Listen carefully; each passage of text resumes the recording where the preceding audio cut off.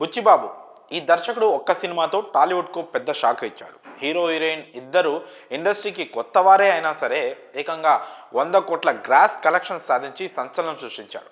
ఓ దర్శకుడు మంచి పనితనం ఉంటే ఇండస్ట్రీలో అవకాశాలు కూడా అదే రేంజ్లో వస్తూ ఉంటాయి. దీంతో చాలామంది హడావిడిగా ఏ ఛాన్స్ వస్తే దాన్ని ఒప్పేసుకొని సినిమా తీస్తూ ఉంటారు. కానీ బుచ్చిబాబు మాత్రం కాస్త ఆలస్యమైనా సరే ఓ పెద్ద స్టార్తో సినిమా తీయాలని చాలా కాలం నుంచి ఎదురు చూస్తున్నాడు. ముందు ఎన్టీఆర్తో సినిమా తీద్దాం అని అనుకున్నాడట ఈ దర్శకుడు.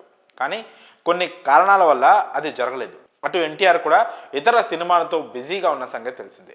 దీంతో వెంటనే గ్లోబల్ స్టార్ రామ్ చరణ్ను లైన్లో పెట్టేశాడు బుచ్చిబాబు. నిజానికి ఈ సినిమా ఇప్పటికే స్టార్ట్ అవ్వాల్సి ఉంది, కానీ గేమ్ చేంజర్ ఆలస్యం కావడంతో ఈ సినిమా పట్టాలెక్కడానికి ఇంత టైం పట్టింది. మొన్నటి వరకు ఈ సినిమాలో హీరో హీరోయిన్ తప్ప ఇంకెవరి డీటెయిల్స్ బయటకు రాలేదు. కానీ ఇప్పుడు ఒక్కొక్కటిగా ఈ సినిమాలోని స్టార్స్ గురించి టాక్ బయటకు వస్తుంది. హీరోయిన్గా జాన్వీ కపూర్ నటిస్తున్న సంగతి తెలిసిందే. ఇక రీసెంట్గా మీర్జాపూర్ సిరీస్లోని మున్నాభాయ్ క్యారెక్టర్తో ఫేమస్ అయిన దివ్యేందు బుచ్చిబాబు సినిమాలో కీ రోల్లో నటిస్తున్నట్లుగా అఫీషియల్గా అనౌన్స్ చేశారు. దీంతో సోషల్ మీడియాలో ఈ న్యూస్ తెగ సౌండ్ చేస్తోంది.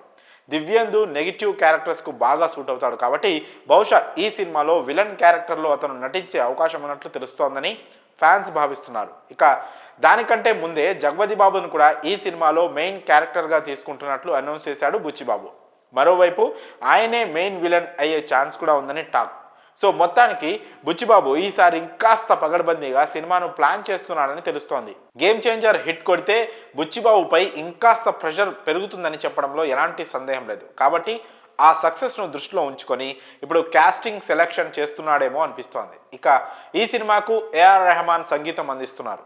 ఇది పక్కా మాస్ సినిమాని, చరణ్ కెరియర్ను నెక్స్ట్ లెవెల్కి తీసుకెళ్లబోయే సినిమా అని టాక్ నడుస్తుంది. ఇక బుచ్చిబాబు ఎలా ప్లాన్ చేశాడో చూడాలి. మరి ఈ సినిమాపై మీ అభిప్రాయాన్ని కామెంట్స్ రూపంలో తెలియజేయండి.